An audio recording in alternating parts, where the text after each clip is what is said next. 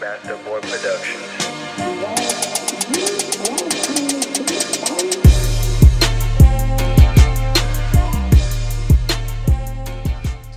Salut les amis et bienvenue dans cette nouvelle capsule spéciale pour les jeunes de 15 à 25 ans. Je suis avec mon ami Jean-Marie Mourier. Salut JM, salut, Ben, ça va bien et toi? Salut tout le monde, j'espère que vous allez bien.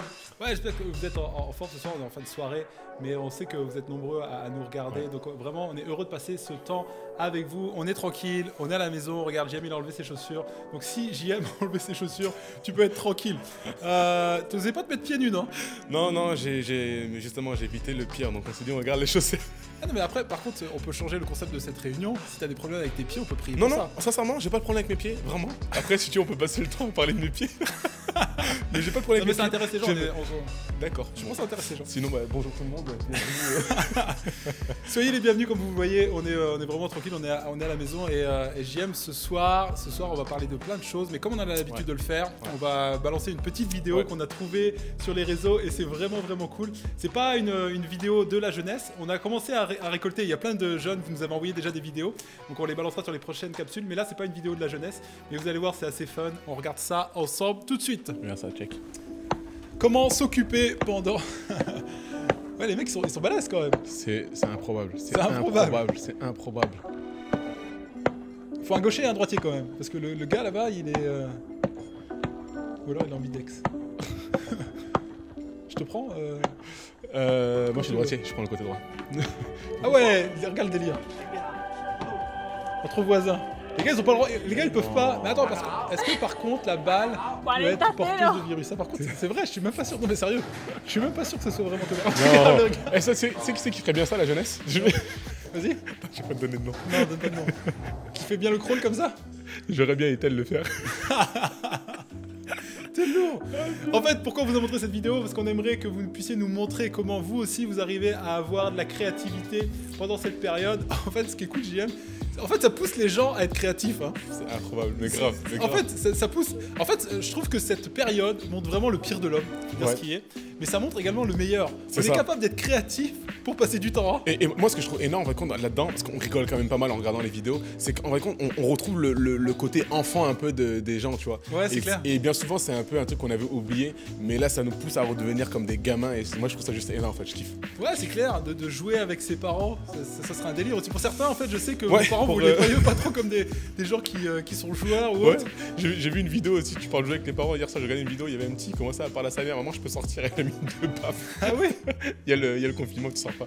Donc ouais, on peut jouer avec les parents. Moi j'ai un jeu que les parents de Pauline ont offert à Sacha. Ouais. Ça s'appelle Gagne ton papa. Ok. Et c'est un jeu qui est vraiment bien fait. C'est-à-dire que c'est un jeu qui est un puzzle. Et il y a un puzzle, mais qui est forcément plus difficile pour moi que pour lui. Ouais. Ok. Et en fait, ce qui est un peu relou, c'est qu'il me gagne. Et il est arrogant, l'enfant. 3 ans et demi. Tu sais ce qu'il me dit? Tu sais, il gagne, il dit papa, je vais gagner. Et en fait, je dis non, c'est moi qui vais gagner. Puis je commence à lutter avec lui. Et en fait, il me bat. Et en fait, il sort cette phrase horrible. L'important, c'est de participer. Non.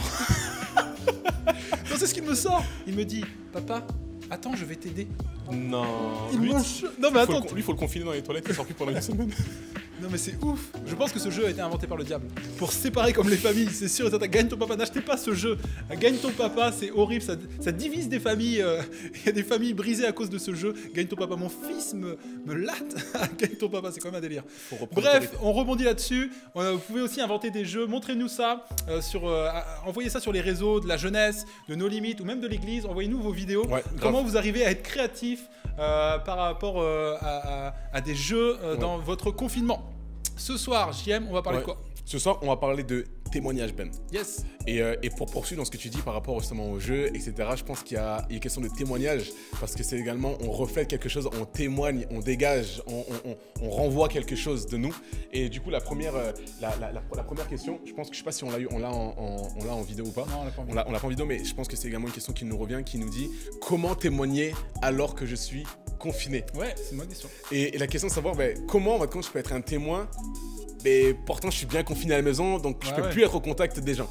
Et du coup, je me posais la question, est-ce que dans la Bible, on a des histoires par rapport au confinement? Est-ce que dans la Bible, on a vécu le corona? Ouais, c'est vrai. Non, mais des situations similaires, tu veux Des dire. situations similaires, exactement. Et dans la Bible, tu sais qu'on retrouve des personnages qui ont été également confinés.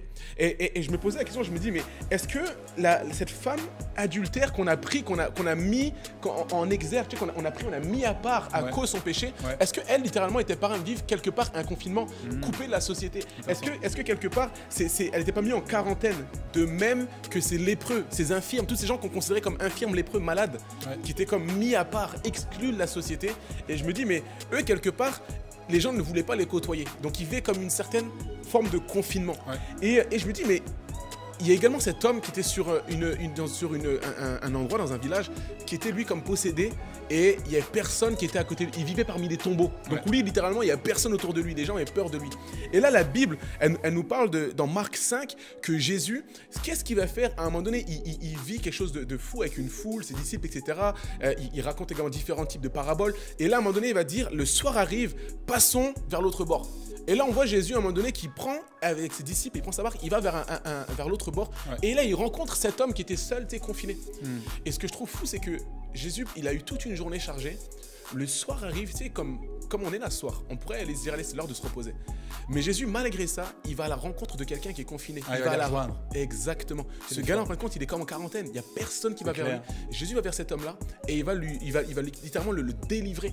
Il va chasser les esprits mauvais et on voit le passage ensuite que cet homme-là, il est libéré. Et moi, le passage que je trouve, l'histoire que je trouve, la finalité, la conclusion, je trouve extraordinaire. Parce qu'on voit que cet homme-là qui était confiné, qui était seul, isolé, Jésus intervient dans sa vie, il le délivre. Et tu sais ce qui s'est passé après? Ce même homme-là, il est parti dans on appelle ça la Décapole, ou une région avec 10 villes. Et la Bible nous dit qu'il est parti là-bas annoncer la bonne nouvelle à toute la région. Et ce que je trouve fou, c'est que nous, on peut se poser la question, mais comment témoigner alors que je suis confiné? Ben, en fait, adopter la même attitude que Jésus a eue. Le fait d'être proactif, aller vers les autres, ne pas attendre que les autres viennent vers nous, pas forcément attendre que ce soit physique, mais aller vers les autres, prendre des nouvelles. Est-ce qu'il y a quelqu'un que ça fait longtemps que j'ai pas vu? Est-ce que je peux envoyer un SMS à quelqu'un? Certains diraient ouais, parce qu'on peut pas le faire physiquement non plus. Ouais, on peut pas le faire physiquement. On peut pas faire quand même ce que Jésus a fait. Totalement. Physiquement, à moins qu'il y ait quelqu'un qui soit vraiment dans un problème de santé grave, là, il faut quand même aller l'aider. Mais concrètement, sinon, on doit pas franchir cet interdit-là. Toujours, on doit quand même respecter les autorités. On doit respecter également les consignes qui sont mises en place. D'ailleurs, en parlant de ça, clairement. Hop, j'en reprends un petit peu, je t'en mets. Voilà. Merci. Voilà. On garde nos distances. Hein. Non mais concrètement c'est ça, c'est qu'il y a des choses qui ont été mises en place, donc on se soumet aux autorités, on respecte ce qui est mis en place par le gouvernement et on n'a pas besoin forcément d'être physique pour prendre des nouvelles avec quelqu'un. Clairement. Prends le téléphone, appelez comme Jésus a fait. Lui, il était proactif dans sa démarche. Soyons exactement. Allons rejoindre ceux qui sont isolés, ceux qui sont seuls, ceux peut-être qui sont désespérés. Clairement. Et apportons-leur une parole d'encouragement, une parole de vie dans ce moment où tout paraît morose et triste. Yes, donc allons rejoindre les gens. Exactement. Prenons des nouvelles. La deuxième chose, moi, ce que je pense qu'on pourrait également développer, c'est une attitude différente. C'est aussi un témoignage. Le témoignage, c'est pas juste verbal, mais c'est également dans ce que l'on fait, dans ce que l'on véhicule, dans notre attitude. Pour dire la vérité, en début de semaine, j'ai été faire des courses. Bro, quand tu fais les courses dans ce moment, c'est comme si c'était la première fois que tu faisais les courses. T'as l'impression que tu fais la guerre. Je suis parti pour aller faire les courses. Et puis Pauline, elle me dit, tu veux que je vienne avec toi, avec Sacha? Je dis non. J'y vais tout seul. Tu sais, t'as l'impression. Puis elle m'a regardé, j'ai vu l'admiration dans ses yeux. J'ai vraiment vu. Un gladiateur. Il manquait juste la petite musique et le film, tu sais, les cheveux au vent, comme ça. J'y vais tout seul, c'est moi. Et tu sais, elle était admirative. Tu sais, j'allais vraiment. Et tu vois dans les magasins. En fait, tu vois vraiment le pire. Comme je disais tout à l'heure, on voit le meilleur et le pire de l'homme. Dans les magasins, c'est vraiment le pire. Tu vois les gens qui pensent qu'à eux et qui ont dévalisé les magasins, alors qu'en fait, il n'y a aucun problème d'approvisionnement. Mais ils veulent stocker chez eux, quitte à ce que les autres, c'est pas grave, c'est pas mon bail, si les autres ils en ont pas, je prends tout. Tu sais, on voit l'autocentrisme, le fait d'être centré sur soi, on se replie sur soi, c'est que moi qui compte. Et puis on voit aussi les gens, alors qu'on leur avait donné des consignes de ceux qui sont malades, mettez des masques et tout ça. Le mec, j'en ai vu un, bro, c'était horrible. Ça tous exprès pour ça dépasser. tous exprès presque, toi, c'est ça. Et en fait, tu vois le pire, toi. Tu vois le pire. Et je trouve que dans ces moments-là, nous, on peut faire une grande différence. Clairement. Et du coup, toi comment tu t'es senti du coup après vis-à-vis de Pauline quand t'es revenu des courses? Bah c'était particulier, parce que quand je suis revenu, en fait, t'as l'impression un peu, tu te dis, bah potentiellement tu peux être infecté, donc on a gardé aussi des distances pendant un temps. Non, c'est vrai, c'est un peu particulier. Et cette attitude-là, tu vois qu'en fait, ça ressort ce qu'il y a en nous. En fait, c'est très révélateur cette période. Elle est très révélateur des craintes que l'on a en nous, des objectifs de vie, de qui on croit. Ça révèle le meilleur. Pourquoi ? Parce que je crois vraiment que c'est dans la nuit la plus sombre que la lumière peut être la plus brillante. Amen. Wow, t'amènes une lumière, tu l'allumes dans une salle éclairée. En fait, on va la remarquer, mais très peu. Par contre, dans un noir obscur total, où il n'y a vraiment même pas une petite loupiote qui est allumée, tu allumes une lumière, mec, tu vois que ça. Excellent. Et je crois qu'en ce moment, alors que nous sommes dans une période un peu sombre, où les gens montrent le pire de eux dans leur comportement. On voit aussi des gens quand même qui montrent le meilleur. On voit quand même les infirmiers, puis on veut les encourager. Il y a quand même des gens qui sont très altruistes et qui ne sont pas chrétiens. Vraiment merci pour tous ceux qui vont au front, qui sont en première ligne. Vraiment merci pour eux. Mais on voit vraiment le meilleur et le pire. Et je crois que nous, on peut montrer le meilleur. On peut montrer un comportement différent qui va interpeller les gens comme aucune autre situation ne peut le faire. Donc, ayons une attitude de confiance alors que tout peut nous amener à la crainte. Ayons une attitude responsable avec les gestes barrières. Ayons une attitude où on est avec le gouvernement alors que d'habitude on est toujours en train de critiquer, nous les Français toujours en train de critiquer. Ayons une attitude d'unité, tu sais, vraiment ayons une attitude différente. Ayons une attitude de solidarité alors que les gens ne pensent qu'à eux. Je crois que c'est un témoignage tellement puissant en ce moment, donc on peut témoigner de manière incomparable en ce moment, je crois, à travers tout ce qui est en train de prendre place. Totalement. On était assez complet quand je pense sur cette première question. On va passer à la deuxième. La deuxième, je crois que c'est un témoignage vidéo, si tu l'as, il me semble. Il me semble que c'est un témoignage de Mathias. Mathias qui fait partie de la jeunesse, pour tous ceux qui regardent, qui fait partie du groupe d'animation à la jeunesse, pour dire la vérité, et qui a une petite question pour nous et qui va vous parler également, je le pense. Mathias, on t'écoute. Salut JM, salut Ben.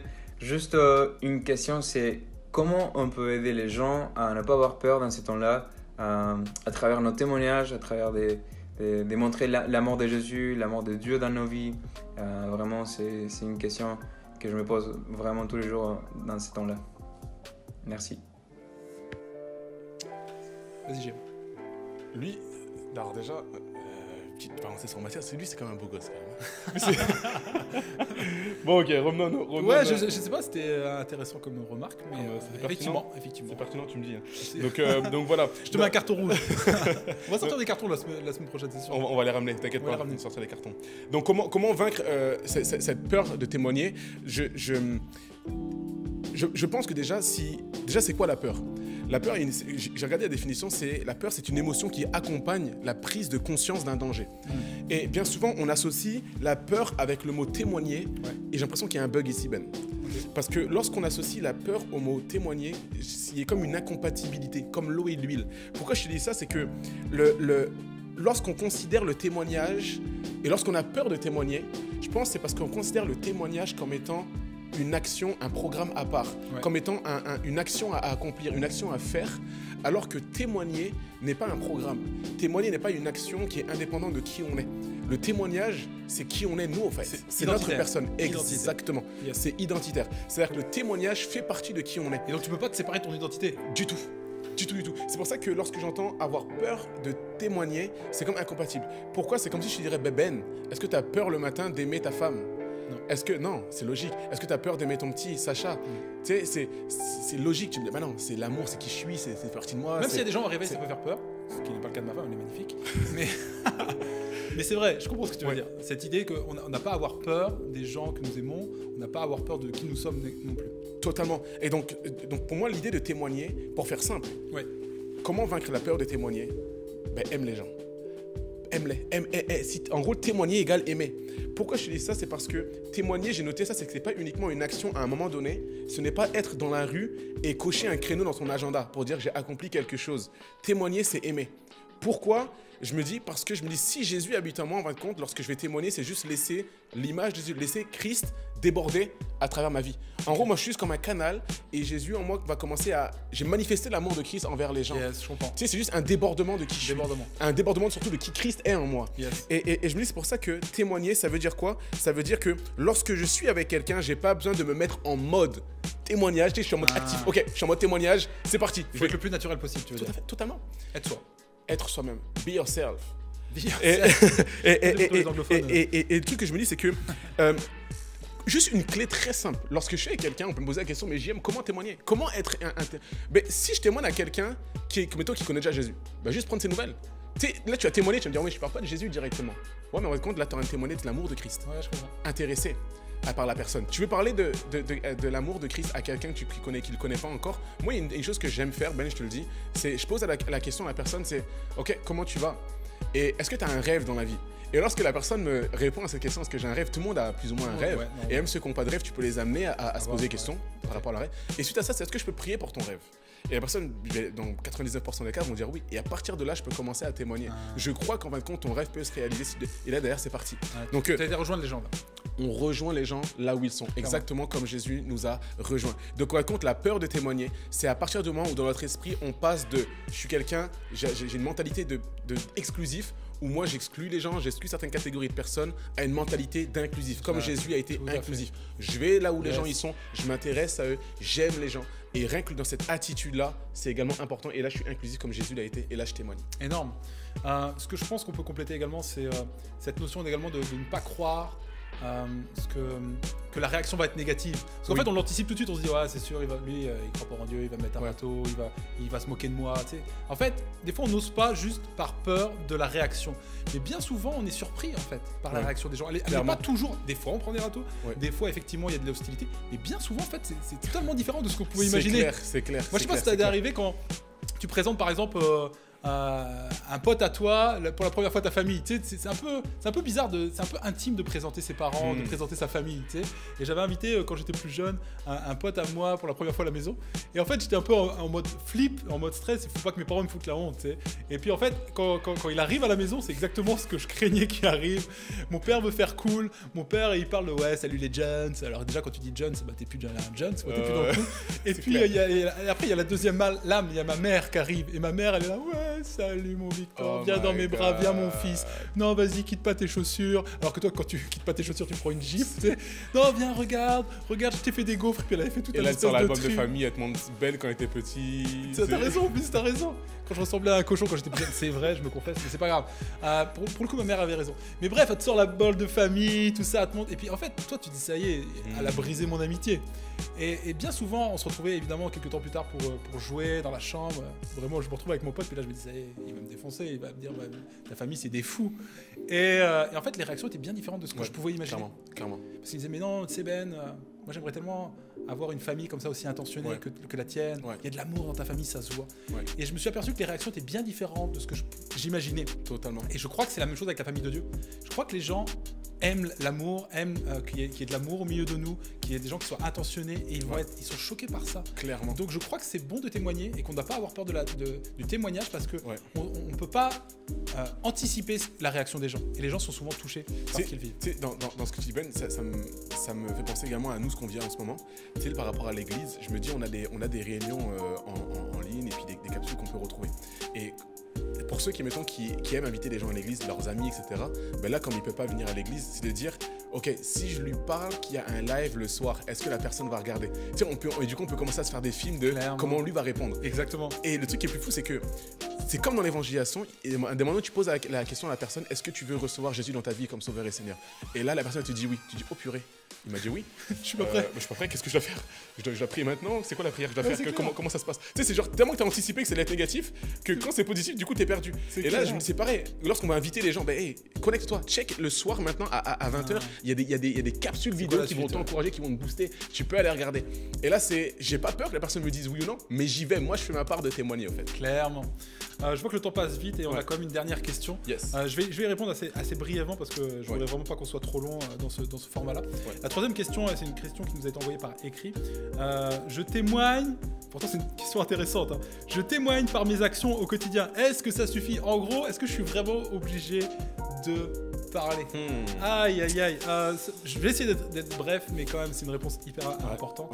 On voit en Jacques 2,18, on parle, puis je vais pas lire le texte là, mais on parle de est-ce que c'est important, le plus important c'est la foi ou est-ce que c'est les œuvres?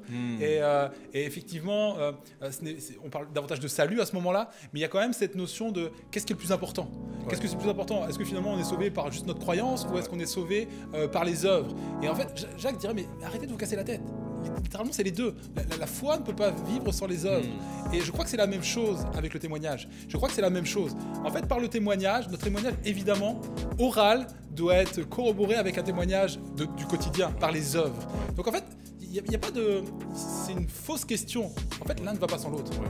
Je crois que c'est un débordement de ce que l'on vit qui va nous amener à parler. Je crois à l'importance quand même de parler. La Bible nous dit quand même qu'au commencement, Dieu a dit les choses et elles ont été. On voit l'importance de proclamer les choses. Puis j'ai déjà prêché là-dessus, sur l'importance de déclarer les choses. Et la vie prend vie, la vie se met en mouvement à partir du moment où on déclare les choses. Et Dieu nous a transmis cette capacité. Et il y a quelque chose qui se passe en gros quand on parle. C'est pour ça qu'on croit en l'importance de proclamer. C'est pour ça qu'on croit en l'importance de la proclamation de la parole, le fait de prêcher, parce qu'on croit qu'à travers le fait de parler, quand un homme de Dieu se met à parler, ça a une grande efficacité. La prière du juste a une grande efficacité. Le témoignage, c'est le fait de parler de Dieu, et on croit qu'il se passe quelque chose. Clairement. Je sais pas si tu as déjà remarqué, JM, mais les gens sont rarement indifférents quand on parle de Dieu. Ça arrive, mais le plus souvent, c'est soit ils sont un peu énervés, soit ils sont interpellés.